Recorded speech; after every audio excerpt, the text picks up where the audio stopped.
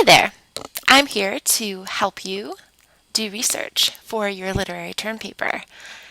I will be able to help you find some strategies, some tools, some resources for you to be successful in finding useful and reliable information for your paper. A lot of times we do research, but it isn't exactly research. It is fruitless searching on the internet. And I want to help you avoid that and help you be successful and use your time wisely. So start thinking about your themes, whether it's friendship, good, evil, maturity. Think about your literary term paper theme and think about your points that you're trying to prove because that'll help you as you're doing your research process. We have a model that we use, and you use this all the time in your everyday life when you're making decisions. It's called the Big Six, and it is a very useful research model. It starts with task definition, which is asking your essential question. What are you curious about? What is it that you want to know? And those usually relate to your points. So if your topic is friendship, what are the things about friendship that you're curious about? How does friendship arise under unlikely circumstances? How does friendship change people? Those kinds of things. Then you go to information seeking strategies. How are you going to look for information about friendship? Are you going to look at a psych paper, at some primary research, maybe from a research study? Maybe you're going to look at some theorists. So think about where you're going to find information about your topic. Then you're going to go find it. You're going to go to, a library or maybe the internet, probably the internet, which is totally fine, but hopefully we can find you some strategies to not spend so much time the searching and more about the finding. You go find that information and then you use that information, you extract what you need from those articles. I believe you need to incorporate a quote from your research into your research that you find relating to your specific point. So you're not going to necessarily find research that's about the overarching theme of friendship. You're going to zoom into your point in order to help support a specific point. So the point about how friendship arises under unlikely circumstances and a study about that, for example. Then you're going to write your paper and write your paragraphs about using the outside research to support your points. And then you're going to evaluate your paper and determine whether or not you need to make any changes. Keep in mind that the Big Six is not linear. So you may determine, I want to find outside research about X or Y, and then you determine that, wait, there is no outside research about that, or it's too broad, or it's too specific, and you need to go back and re-examine your task definition, your essential questions. Keep that in mind. It is a free-flowing process. And ultimately, I know that we're all just going to go to the internet. But keep in mind this quote, that getting information off the internet is like taking a drink from a fire hydrant. It is very overwhelming. And if you just Google your topic, you're going to find a million hits, and most of it's not going to be useful. So having your essential question, having the specific thing you're looking for, already thinking about where you want to go, whether it's to find those psych articles, or maybe there's some sort of TED Talk you want to bring in, things like that will really help support your ideas. It's always about supporting your specific points, not the larger theme, because you're trying to prove those specific points.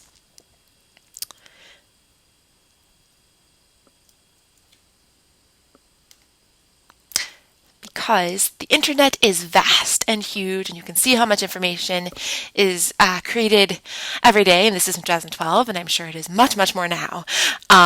So I don't want you to drown in data. I want to help you find useful information and useful resources. So there are a lot of useful resources. Of course, our academic databases. We'll talk about how to access those. Google Scholar, books, remember those.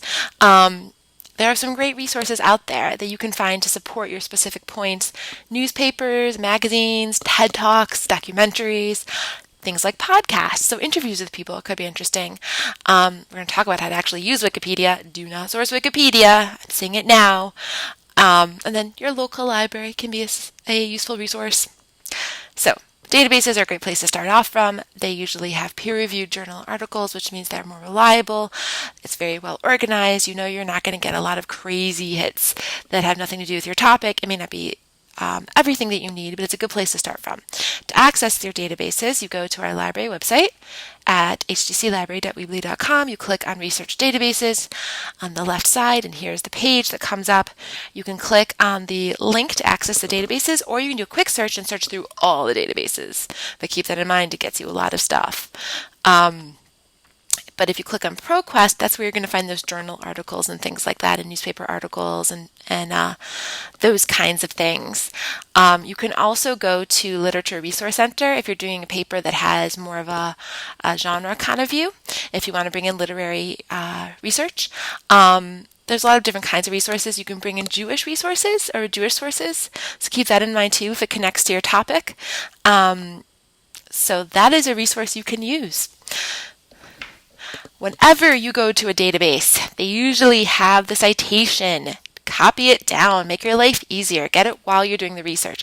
And please keep track of your sources so that your life, again, is made easier, because it is really difficult to go back and backtrack and figure out where you found information. Better to keep it now, and if you don't use it, you don't use it, versus having to recreate the wheel, so to speak. And most databases have this little button called citation, and then you can copy down the citation. You're going to use MLA style citation. Keep in mind there's been some changes in recent past, and best advice is to go to the online writing lab from all Purdue, and also meet with the Writing Center or a librarian. Other kinds of resources include things like TED Talks. Great thinkers have amazing ideas. So think about your topic, think about your points and what you're trying to prove, and see if there's a TED Talk that can support your ideas, because I bet there is. Because there's a TED Talk about everything. You can also use things like podcasts, which are basically like audio nonfiction. And they can provide lots of great ideas. These are just a few. If you're doing a paper about big ideas, which you all are, there's definitely going to be a podcast that talks about those big ideas. Now, just because these are great resources doesn't mean all of them are going to be really targeted to what you need. And the bottom line is you have to be able to evaluate resources as you go through them. There's a lot of different ways you can do that. These are some things to think about. So the first thing is accuracy. Is the information correct? Is it right? How do you know? You can check out the people that they're citing, the authors. Are they experts? Can you find out who they are? Check the website. If it hasn't been updated in about 10 years, chances are it's not a very good website.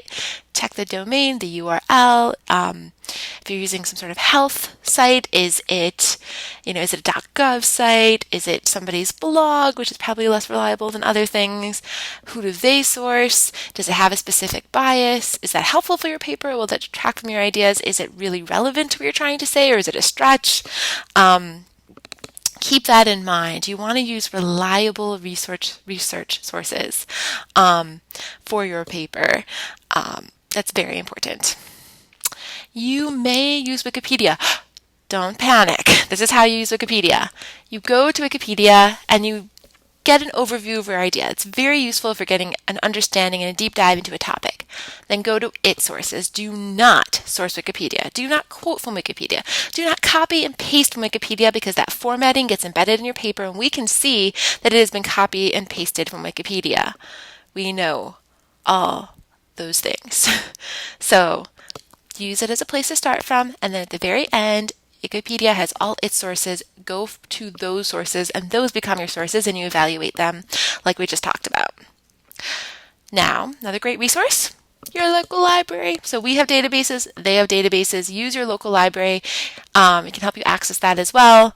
And then once you have all your sources and all the things you've been researching, you must cite them correctly. Here's how you do it. You can use the databases sources, but double check to make sure they're correct. I highly recommend the online writing lab from all Purdue, and you're going to be using MLA style. You can use EasyBib, all those kinds of things, Citation Machine.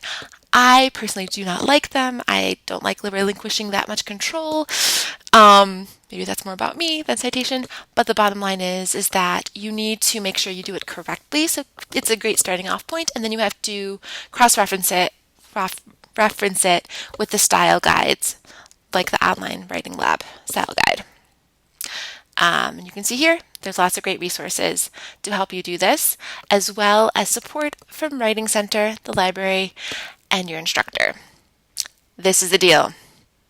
You do not want to walk that slippery slope of plagiarism.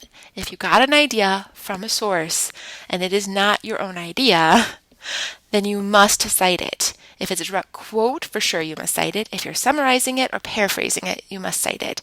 The difference is when you're quoting, you have to do the exact page number versus summarizing or paraphrasing. If it's from a general, kind of the whole article, then you just do, the author.